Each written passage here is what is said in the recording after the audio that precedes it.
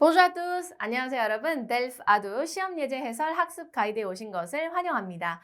자, 우리 오늘 이 시간에 시험 예제 해설 강의가 어떻게 진행이 되고 또 시험에 대해서 간단하게 설명을 드리려고 마련했습니다. 자, 그러면 우리 학습 가이드 시작해 볼까요?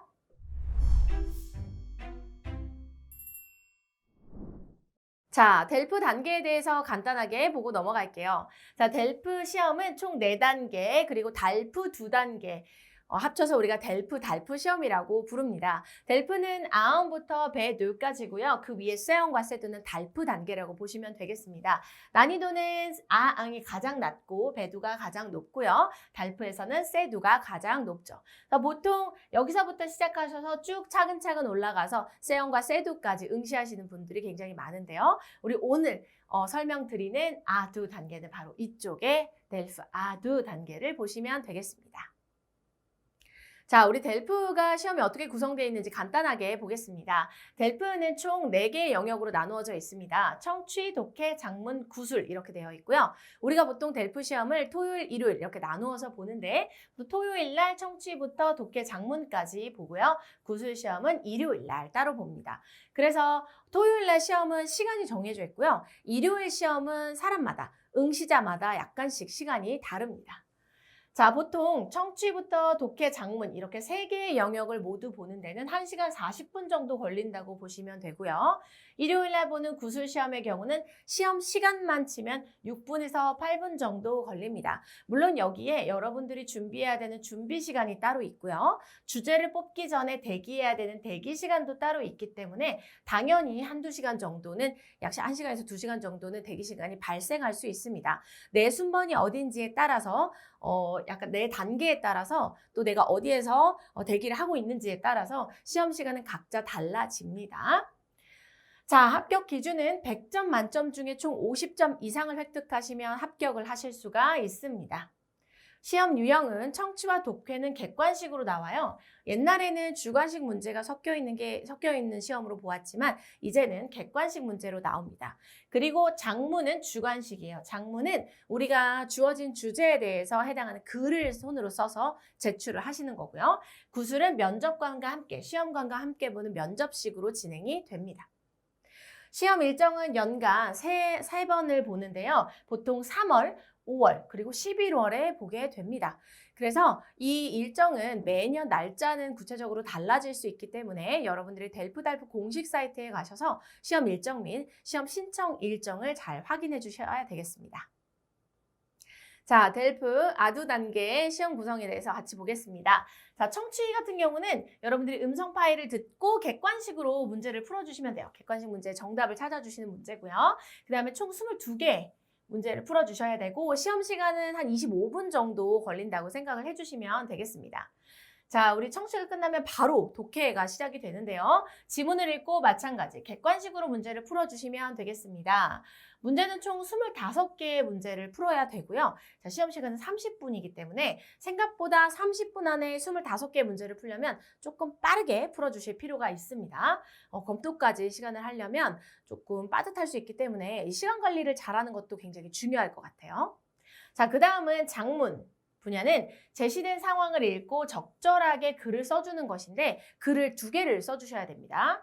그래서 45분 동안 시험을 보셔야 되는데 45분 동안 문제 읽고 글 쓰고 또 문제 읽고 글 쓰고 또 검토하는 시간까지 45분 안에 다 들어와야 되기 때문에 얘도 마찬가지 시간 관리를 잘하는 것이 굉장히 중요합니다. 너무 하나의 글씨, 하나의 답안에 글쓰기에 너무 치중을 하게 되면 나머지 하나는 아예 답을 쓰지도 못하고 제출해야 되는 경우가 생기기 때문에 조금 빠른 속도로 글을 써주시고 2개를 답안을 모두 완성한 다음에 차근차근 검토를 하는 시간까지 계산을 해주시는 게 필요합니다.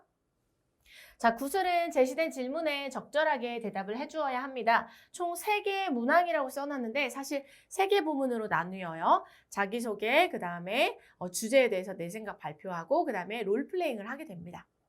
이렇게 3개를 모두 진행을 하는데 한 6분에서 8분 정도밖에 걸리지가 않아요. 시험 시간이.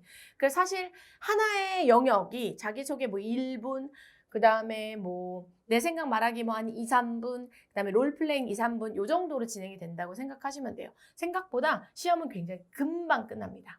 그런데 준비 시간이 10분이 있어요. 그래서 각각의 주제를 내가 뽑고 했고 그중에 내가 그 주제를 골라서 준비하는 시간을 한 10분 정도를 줍니다. 그 다음에 이제 10분이 지나면 이제 시험실로 들어가서 시험관과 함께 이렇게 면접식으로 이제 시험을 진행한다고 생각을 하시면 되겠습니다. 자, 각각의 영역은 모두 총 25점씩 되어 있어요. 만점이. 그래서 여기 네 영역을 다 합쳐서 이제 100점이 만점이 되는데 이 중에 50점 이상을 따야 합격증을 받을 수 있다고 했습니다. 자, 그런데 여기에서 여러분들이 기억해 주셔야 되는 조건이 하나 더 있는데요. 그 부분에 대해서 설명드릴게요.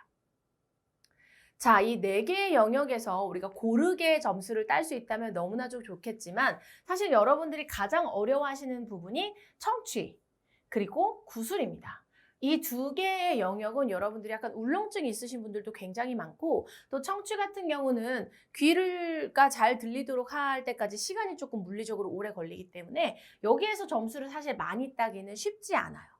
그래서 여러분들은 보통 독해와 작문에서 많은 점수를 따서 가져가시고 50점에 가깝게 그 다음에 나머지 부족한 부분을 청취와 구술에서 조금 채운다는 식으로 전략을 가져가셔야 고득점뿐만 아니라 이제 합격증을 딸 수가 있습니다. 물론 4개의 영역에서 다 고득점을 하면 너무나 좋겠지만 상대적으로 사람마다 강하고 약한 영역이 다르기 때문에 특히 한국 사람들의 경우는 이 부분에서 점수를 많이 따시고 청취와 구술은 약간 마음을 편안하게 가져가시면 좋을 것 같아요. 특히나 구술 같은 경우는 그날의 나의 컨디션이라던가 뭐 내가 뽑는 주제의 운에 따라서 그 다음에 이 면접관, 시험관의 성향이 어떤지에 따라서 약간씩 변수가 있기 때문에 여기에서는 아주 확실하게 장담하기가 조금 어려워요. 그날의 컨디션에 따라 다르기 때문에. 그리고 청취 같은 경우도 귀가 잘 안 들리고 약간 울렁증이 있으신 분들이 많기 때문에 여기와 여기에서는 약간 이제 점수를 그냥 좀 채운다고 생각을 해주시면 되겠습니다.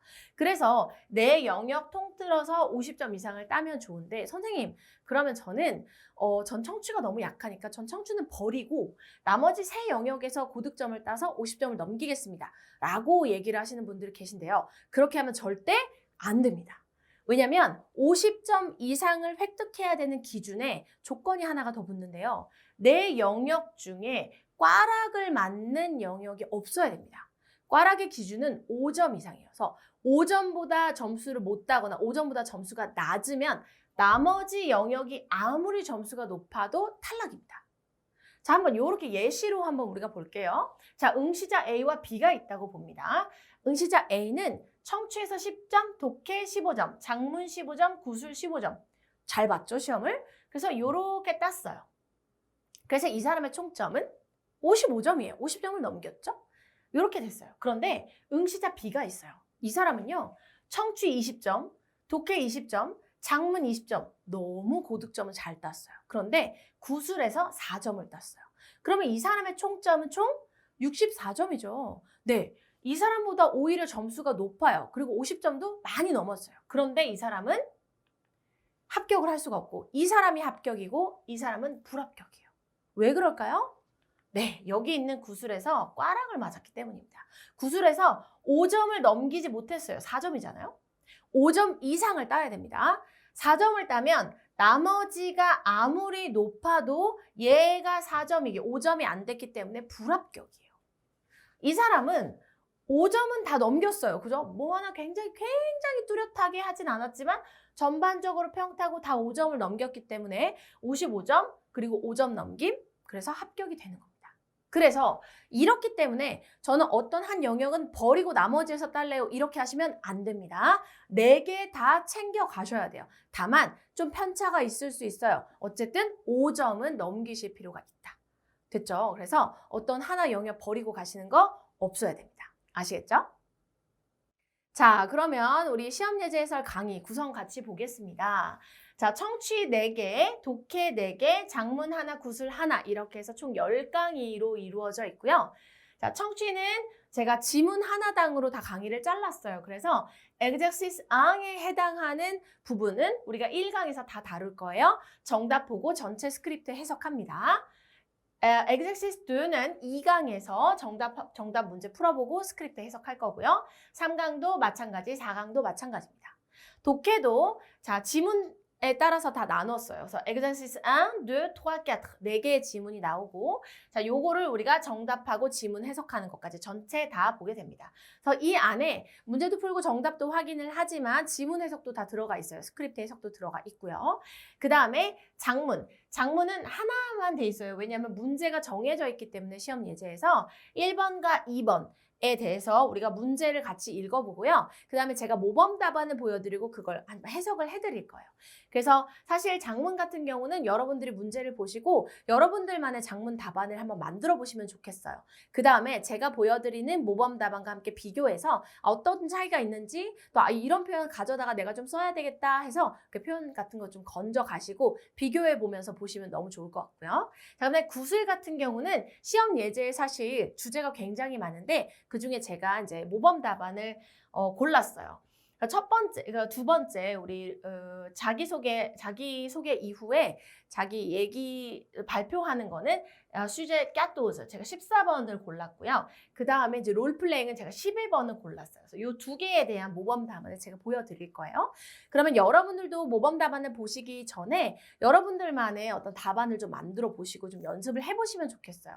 그 다음에 제가 보여드리는 모범 답안 보고 요렇게 또 진행을 할 수가 있겠구나. 뭐 이런 식으로 하면 되겠구나 라고 약간 감을 잡으시면 좋을 것 같습니다. 그래서 강의는 이렇게 연결이 돼 있다고 보시면 될 것 같아요. 그러면 이제 여러분들 시험 예제를 다운로드 받아서 문제를 푸시고 해설 강의를 같이 보면 너무 좋을 것 같은데요. 자, 시험 예제 어디에서 다운로드 받는지 제가 설명드릴게요. 자, 델프 아두 시험 예제는 여러분들이 델프 공식 사이트에서 다운로드를 받으시면 되겠습니다. 저기 공식 사이트에 들어가시면 시험 소개라는 란이 있고 거기에서 델프 일반을 선택하시면 됩니다. 그러면 창이 바뀌면서 시험의 구성, 시험 예제 포함이라는 메뉴가 나오고 더보기 란이 있어요. 더보기를 누르시면 델프 아두 단계를 선택할 수 있는데요. 그 중에서 델프 아두 선택하시고 시험 예제 보기를 클릭하시면 됩니다. 그러면 사이트가 불어로 바뀌면서 Exemple de sujet d'examen이라고 나와요. 시험 주제 예제라고 나오고 여기에서 시험 예제가 여러 개가 올라가 있을 텐데 그중에 Exemple 1을 선택해서 다운로드 받으시면 됩니다. 자, 이 Exemple 1이 지금 현재 진행되고 있는 객관식 스타일의 문제이기 때문에 이걸 다운로드 받으셔서 문제를 푸시고 그 다음에 시험 예제 해설 강의 들어주시면 되겠습니다.